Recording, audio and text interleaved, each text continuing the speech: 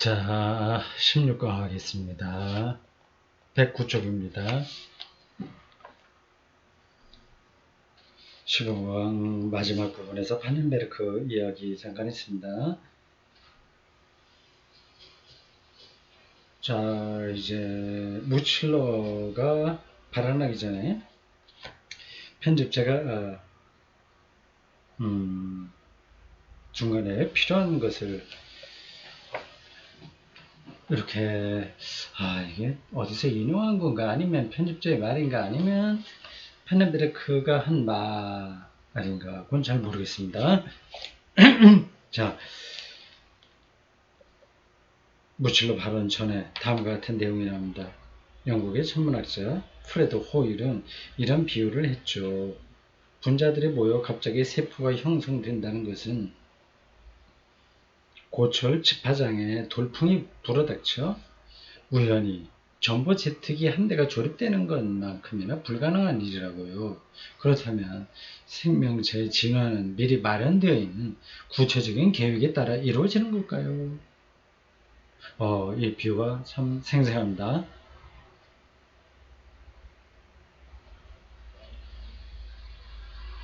다음과 같은 비유도 제가 들은 적이 있습니다.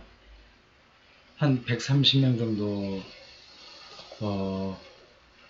악기를 다루는 사람들, 관현악단이죠. 이 사람들이 큰 홀에 모여 있습니다. 그들에게 각자 자기 마음대로 자기 악기 소리 내라 이렇게 말해주는 거예요. 바이올린, 비올라, 첼로 뭐 등등 현악기 오고 또 관악기, 타악기 뭐 등등 한 130명 정도 되는 대원들이 각자 자기 소리를 내라고 그랬는데 갑자기 베토벤의 교향곡 9번 합창 교향곡이 울려 퍼진다. 이거 그런 경우하고 비슷하다고 합니다. 생명이 이 지구에 생겨났다고 하는 것이 말이죠. 비슷한 비유입니다. 고출 집화장에 돌풍이 불어서 우연하게 전보제트기 한 대가 조립되는 것. 이건 기적이라고 말할 수 없을 정도로 불가능한 일이죠. 무칠러입니다. 생명이 우연의 산물인지 아니면 의도적인 창조의 결과인지에 대한 질문은 지금까지 끊임없이 제기됐어요. 그러나 우연과 창조 둘 중 하나여야 한다는 생각은 옳지 못하다고 봅니다. 그렇죠. 우연하게 된 거냐? 설계인 창조에 의해서 된 거냐? 이건 선택의 문제가 아니라는 거죠. 그래서 목적을 달성하는데 우연성이요. 우연성. 이것이 수단이 되는 경우도 드물지 않으니까요. 산탄총으로, 총알이 하나가 아닌 게 아니라 터지는 겁니다. 수십 개, 수백 개로 탄알이 터지는 겁니다. 산탄총으로 토끼를 쏘는 사냥꾼의 예를 생각해 봅시다. 산탄이 어떤 모습으로 퍼져나갈지는 순전히 우연에 달려있죠.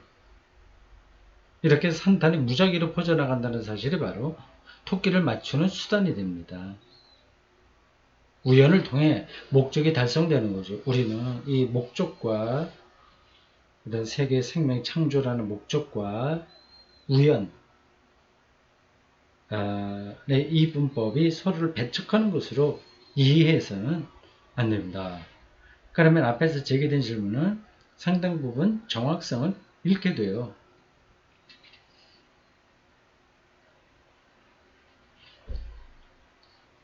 예.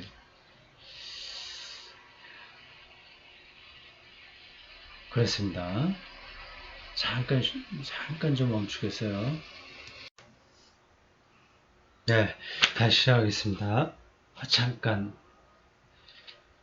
제가 또 안경을 다른데 두고 왔네요. 또 잠깐 쉬어야 되겠습니다. 자, 다시 시작하겠습니다. 이 동영상 촬영이 요건 좀 기능이 좋아서 잠시 멈췄다 새로 시작하더라도 괜찮습니다. 자, 어디입니까? 110쪽으로 넘어간 대목이군요. 그러면 앞에서 제기된 질문의 상당 부분 정확성이 이렇게 돼요. 그러니까 생명이 창조된 근거들인가? 이 소제목, 전체 제목이 생명은 왜 생겨났을까라는 질문에서 그 어떤 목표, 설계 그런 거 없이 그냥 그렇게 조건이 맞춰져서 생겨났다 이렇게 되면 우연한 거잖아요. 우연한 건가? 그게 너무 가능성이 낮다는 겁니다. 앞에서 비유로 든 고철 집화장에서 바람이 불어갖고 갑자기 정보 제트기 하나 나타난다?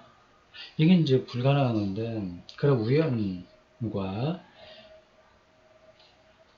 그 목적 하나님 뭐 이런 게 좀 연결돼야 서로 말이 된다는 거죠. 저는 생명의 탄생에는 수없이 많은 우연한 사건들이 개입해 있다는 생물학자들의 주장에 반대하고 싶지 않아요. 바로 그렇기 때문에 신의 창조 계획이 진화의 바탕을 이룬다고 할 수 있는 겁니다. 적어도 논리적으로는 이 점을 배제할 수 없을 겁니다. 우연의 방식, 생물학이 얘기하고 있는 그 우연의 방식으로 하나님이 세상을 생명을 창조했다. 그렇게 생각하는 거죠. 카톨릭 신학자의 이야기입니다. 판넨베르크도 아마 거기에 동의할 겁니다. 그 방식으로 설명하는 게 최선이죠. 네, 판넨베르크 이야기 나옵니다. 전에는 진화가 일정한 목표를 향해 그리고 미리 만들어져 있는 계획에 따라 진행된다는 생각이 진화에 대한 논의의 중심이 되어 있었습니다. 이를 반대하는 견해는 어떤 것이든지 간에 신이 모든 것을 예정에 따라 이끌어간다는 생각에 대한 비판으로 여겼죠. 진화가 일정한 방식, 목표에 따라서 간다고 생각을 했고 그걸 반대하면 신의 창조 이것도 반대하는 예정을 반대하는 것이라고 비판받았습니다. 오늘날에 와서는 우리는 그런 식으로 신을 이해하는 것이 얼마나 인간적인 사고방식인가를 깨닫게 되었습니다. 신을 영이라고 할 때 영, 성령론이에요. 그 영은 인간의 이성처럼 의지를 가진 최고 이성을 의미하는 게 아닙니다. 이걸 잘 생각해야 돼요.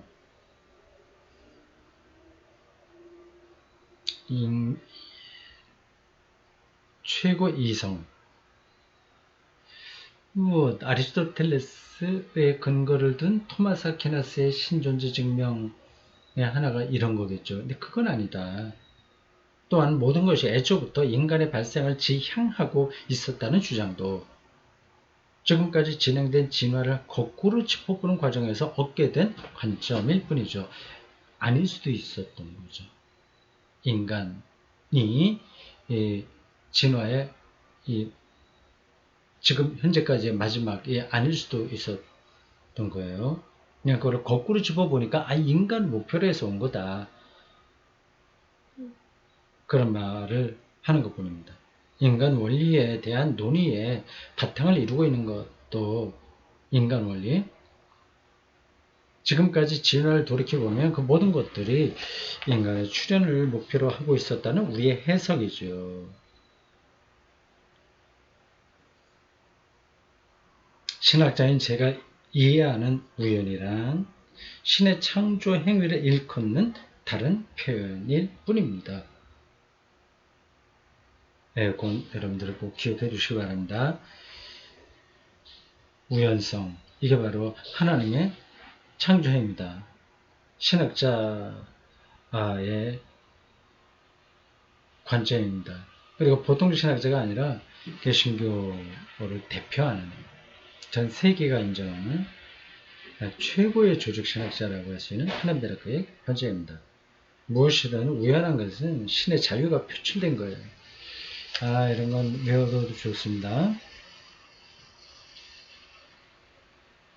우연은 신의 자유다. 신의 자유를 그렇게 표현하는 거다. 한순간 한순간에 우리의 예측을 불허하고, 그렇기 때문에 모든 것이 우연하다고 할 수 있어요. 교회를 구성하는 것도 다 우연한 겁니다.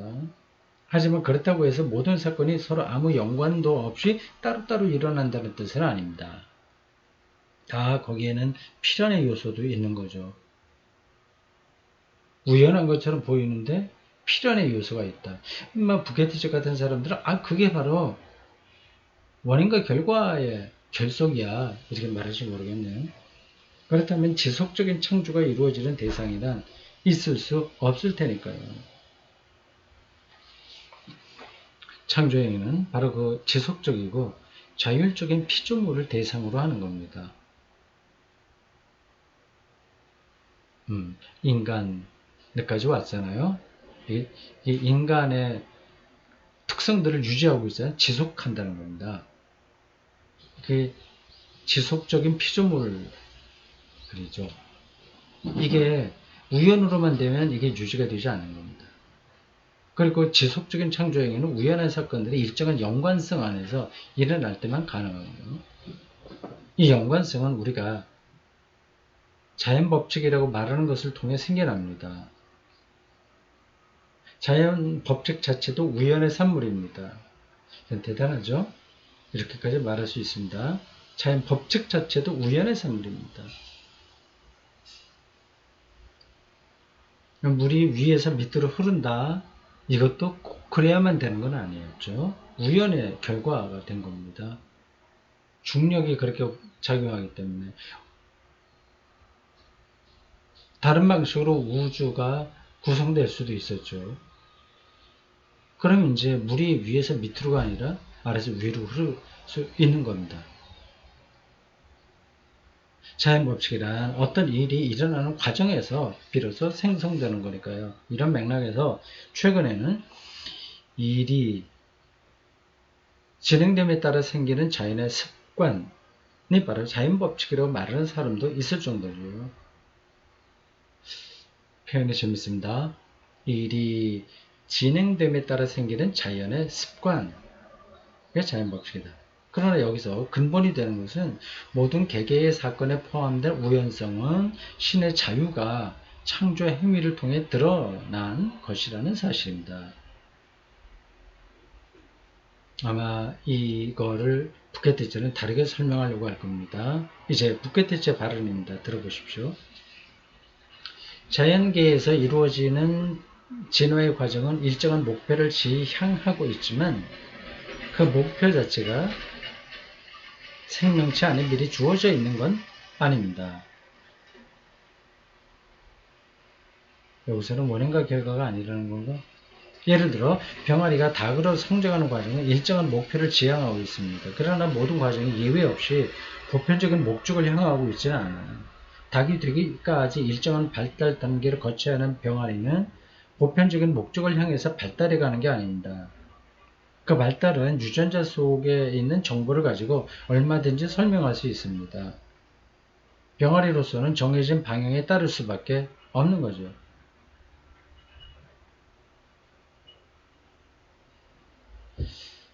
유전자 메커니즘에 따라서 가는 거지. 그게 뭐 다른 목표가 있는 건 아니다. 정말 과학주의적인 사고방식이네요. 아무리 원시적인 형태의 생명체일지라도 그것이 순전히 우연에 의해 생성되었을 수도 있다고 믿는 사람은 오늘날 아무도 없습니다. 우연하게 보이는 조건들이 있었다는 뜻이겠죠. 우연이라는 것이 진화에서 중대한 의미를 갖는 건 사실이지만 이 우연 또한 자연법칙의 지배를 받습니다. 똑같은 현상을 서로 다르게 얘기하고 있어요. 우연마저도 자연법칙의 지배를 받는다. 차이가 있는 거겠죠. 그러니까 이 사람은 과학주의, 과학실존주의 생각을 하는 겁니다. 만프레트 아이겐에져서 우연을 지배하는 자연법칙,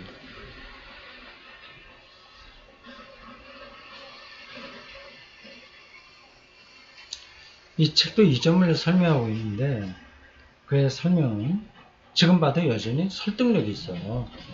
우연도 자연법칙 안에 들어있다. 자연법칙은 원인과 결과가 딱 결속되어야 되는 겁니다. 우연처럼 보이지만 그건 우연이 아니다. 자연법칙이다. 카오스마저도 자연법칙이다. 그렇게 말할 수 있겠네요. 나비 효과도 이 사람들에 의하면 자연법칙인 거죠. 태평양 어느 중간 작은 섬에 사는 나비의 날갯짓이 우리 동남아나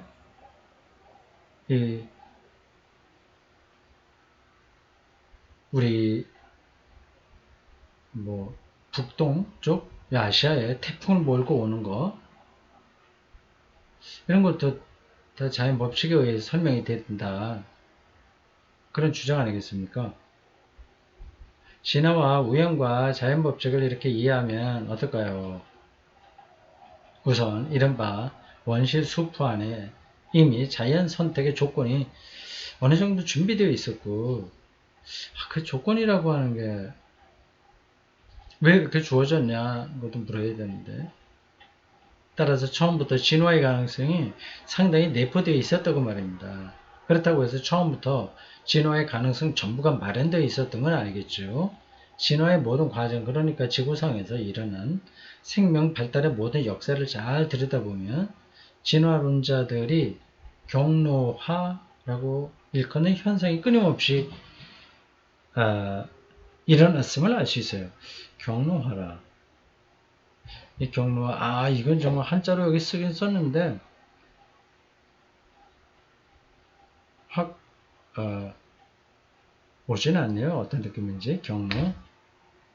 경영할 때 경자에다가 길 로자인데 이게 독일어로 뭐라고 하는지 모르겠네. 그걸 독일어로 달아놓으면 좋았을 텐데. 경로화. 이렇게 쭉 진화가 쭉 가는 길, 그렇게 얘기하면 되겠습니다. 진화가 이루어진 길. 그런 것들. 도로를 만들 때의 배수로를 떠올려보면 이해가 빠를 것 같군요. 배수를 만들어 놓으면 말하자면 진화는 일정한 경로를 따라 이루어지기 때문에 역행이 불가능하다는 거죠. 물론 어떤 변화가 일어나기도 하지만 그것조차도 미리 주어져 있는 전체적인 조건에 의해 일정한 방향으로 유도되고 맙니다. 예를 들어 아무리 우연히 작용한다고 해도 코뿔소에게 날개가 생겨서 날아다니게 되지는 않으리라는 거죠. 정말 안 될까? 될 수도 있지 않을까요? 코뿔소의 전반적인 구조가 그런 변화를 허용하지 않으니까요. 짧은 시간 안에서 불가능하지만 긴 시간에서는 그게 가능하지 않을까요? 또 육명체 모양의 5톤짜리 물고기가 우연히 생겨나는 일도 없을 겁니다. 그런 무게와 모양을 가진 물체는 유연하게 움직일 수 없고 따라서 물속에서 살아남을 수 없을 테니까요. 우연히 무게가 몇 톤이나 나가는 물고기를 탄생시키는 엄청난 돌연변이란 있을 수 없습니다.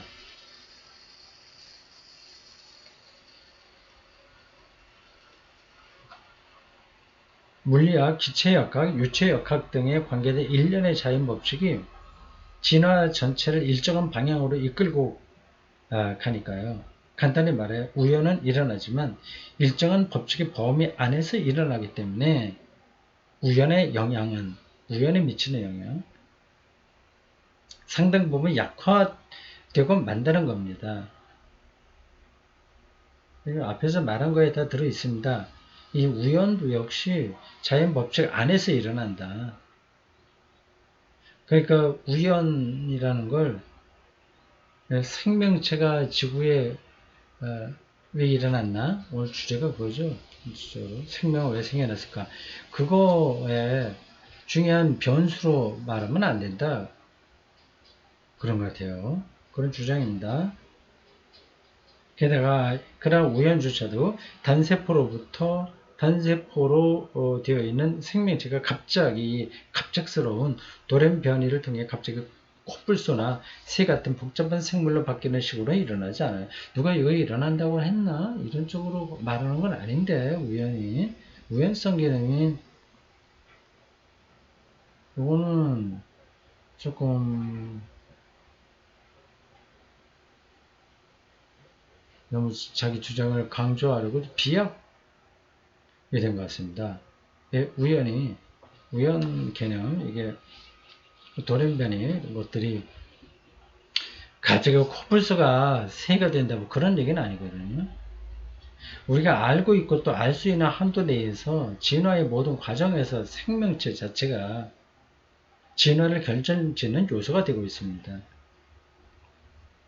생명체 자신이 스스로 진화를 제한하고 있는 거예요. 지나치게 우연히 자주 일어나면 오히려 진화에 방해가 될 겁니다. 물론 당연히 그렇죠. 그 우연 얘기하는 쪽도 뭐 우연히 계속 일어난다는 건 아닌데 상당수의 종이 진화 과정에서 생겨났다가는 사라집니다. 수억 년을 거쳐오면서 추측컨대 8억 내지 10억까지의 종이 사라졌습니다. 물론 이 모든 일이 35억 년이라는 장구한 세월 동안 일어났다는 사실을 염두에 두어야 되겠죠. 더구나 진화는 예외 없이 막다른 길을 향해서 진행될 뿐이에요. 다시 말해서 어떤 생명체, 어떤 종도 영원히 발달해 가도록 되어 있지 않다는 겁니다. 어쨌거나 생명체는 엄청나게 다양한 형태로 발달해 간다는 점만은 분명합니다. 현재 알려진 동식물의 약 150만 종입니다. 그러나 지구에 존재하는 종의 수는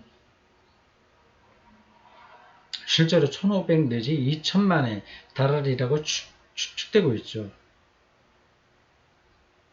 알려진 건 150만이지만 실제로는 뭐 10배 이상이다. 그것은 종의 발생을 지배하는 보편적 법칙, 원칙, 종의 법칙이라고 할까요?에 따라 수백만이 넘는 종이 발생했다는 뜻입니다. 그리고 이 사실만큼 생명 현상에서 우리의 관심을 끄는 내용도 없을 겁니다.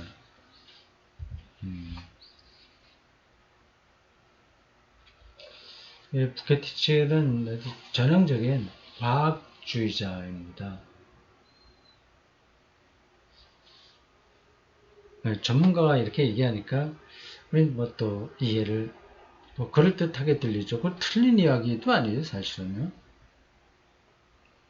그러나 그것으로 다 설명이 되지 않는데 다른 부분들을 다 빼버리고 자신들의 설명할 수 있는 것만 갖고 이야기하는 것으로 보여요. 자, 다시 이 어떤 사람의 여기 대담한 사람이 아니라 편집자가 중간에 끼워놓은 글로 보입니다. 보겠어요. 뭐 앞에서 DNA가 많이 강조되니까 그것에 대한 설명으로 보입니다. DNA, 디옥시리보 너클레이크 애시드, 디옥시리보 핵산, DNA는 1869년 스위스 생화학자 미셔르가 발견했다. 그러나 이중 나선 모양으로 알려진 DNA 입체 구조는 1953년 케임브리지의 프랜시스 크릭과 제임스 왓슨 두 사람이 밝혀냈다. 1953년은 밀러 유리 실험이 진행된 해이기도 하다. 크릭과 왓슨의 발견은 지구상에 존재하는 모든 생명체의 기계적 구조를 해명할 수 있는 열쇠를 제공했다. DNA는 생명체의 모든 세포가 장차 어떻게 구성될 것인지에 대한 정보를 담고 있다. 그 유전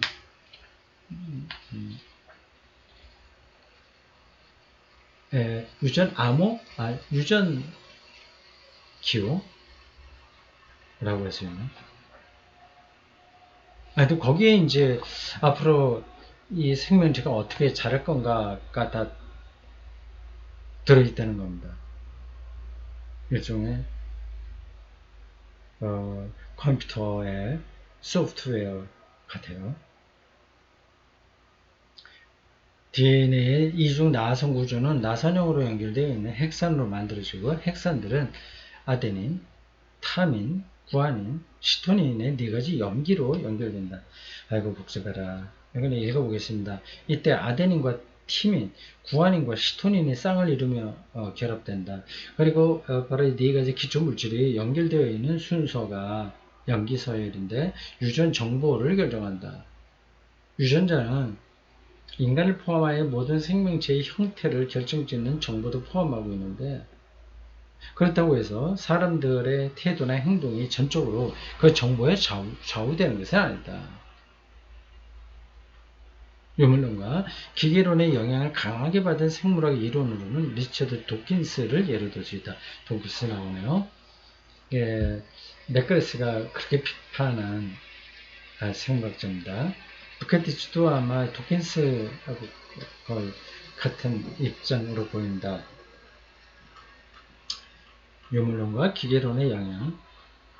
맥그레스의 설명에 따르면 더 이상 이 도킨스의 이러한 생물 학적인 이론들은 받아들이지 않는다. 그리고 또 좀 정직하지 않다. 그렇게까지 비판하죠. 그는 인간의 감정, 생각, 행동을 결정하는 유전 정보가 후대에 전달된다는 사실에서 생명의 의미를 찾고 있다. 그는 생명의 유전자는 이기적인 성향을 가지고 있으며 그에 의해 유전자에 의해 정해진 대로 움직이는 기계인 인간의 생명도 유지된다고 주장한다. 적응 능력이 가장 뛰어난 생물이 살아남는다는 다윈의 생각과는 달리 도킨스는 유전자들이 벌이는 경쟁이 바로 생존 경쟁이라고 생각한다. 그래요. 자, 어쨌든 편집자가 이렇게 정리를 했고, 이제 부케티치가 또 얘기합니다. 유전자를 유기체와 따로 떼어 생각할 수는 없어요.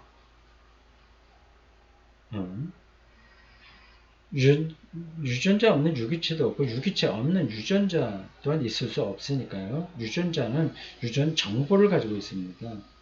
유전자 안에는 우리의 행동이나 태도가 어느 정도까지 예정되어 있는데 그렇다고 그것이 결정적인 것은 아닙니다. 좀 리처드 도킨스보다는 조금 유연합니다. 부케티치가요. 한 인간의 행동이 그렇게 간단하게 정해지지는 않죠. 이기적인 유전자나 유전자의 도덕성 같은 표현을 만드는 이들이 바로 저 같은 생물학자들입니다만 저는 그런 표현이 기껏해야 설득력 있는 비유에 지나지 않는다고 생각합니다.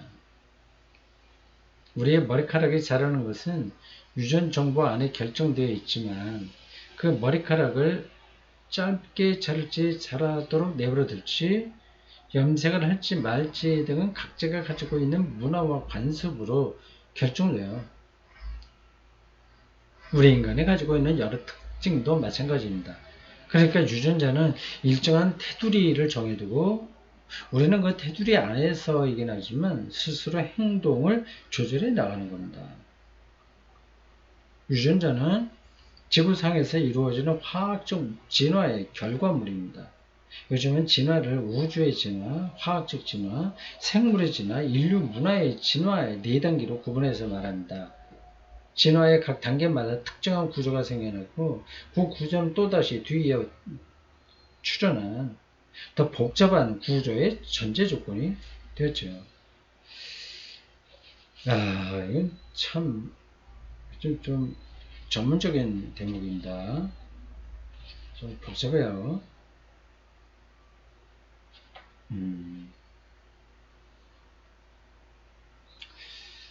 그리고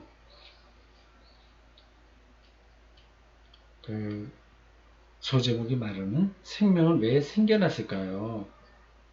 에 대한 딱 떨어진 대답을 아직 우리는 알지 못한다. 그렇게 볼 수 있습니다.